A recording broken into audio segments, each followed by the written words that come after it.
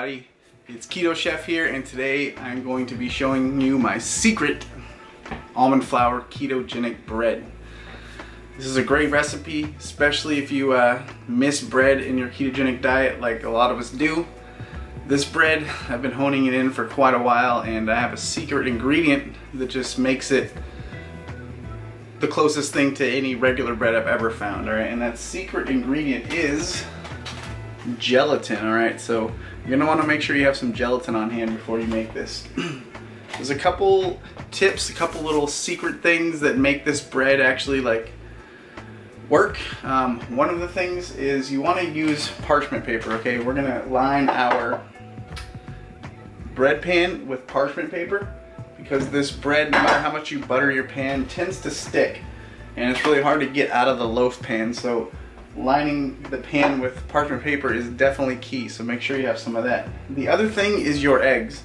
If you keep your eggs in the refrigerator and you pull them out, it tends to give it an eggy taste, an eggy texture, and one of the things that I found that really helps and makes this bread superb is room temperature eggs. So if your eggs are in the fridge, it's not a big deal. Just pull your eggs out, pour them into a bowl like this, and just add hot tap water and let them sit for about 10 minutes, and they will be at the perfect temperature. Alright, so yeah, those are the tips before we get started. Make sure you have all those things, and let's get started. Alright, so this is everything you're going to need for your almond flour ketogenic bread. A large glass bowl, a medium glass bowl, a small glass bowl, a bread pan, glass or metal. You're gonna need 14 eggs, coconut oil, butter, salt, almond flour, baking soda, and our secret ingredient, gelatin. You're also going to need some parchment paper, some measuring spoons, and a 1 cup measuring cup.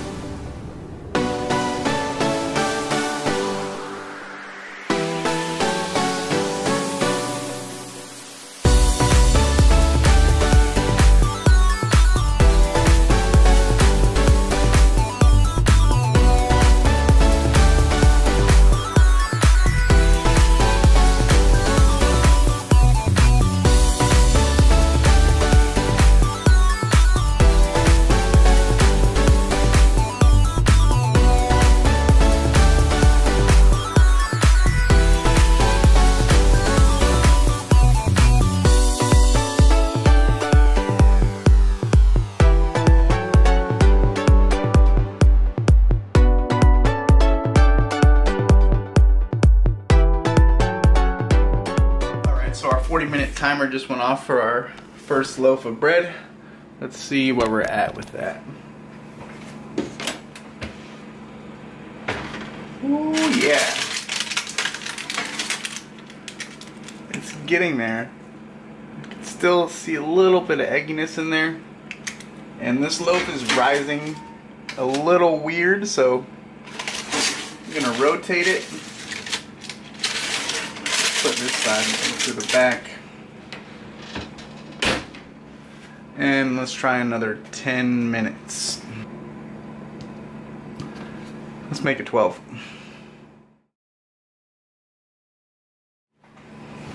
Alright, so that 12 minutes is up. We're gonna check where we're at. This should be good to go.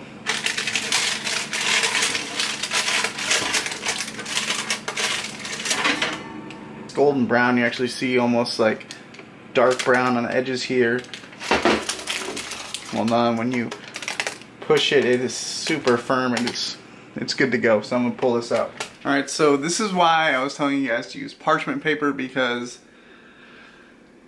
if you didn't use parchment paper, getting this out of there would be kind of an issue. Whereas with parchment paper, literally you just pick it up,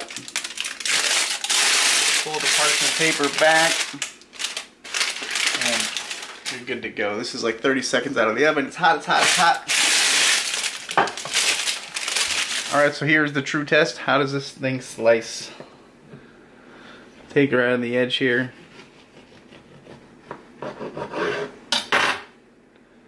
Oh yeah. Look at the texture on that. Aerated, steamy, delicious. Mmm. So good.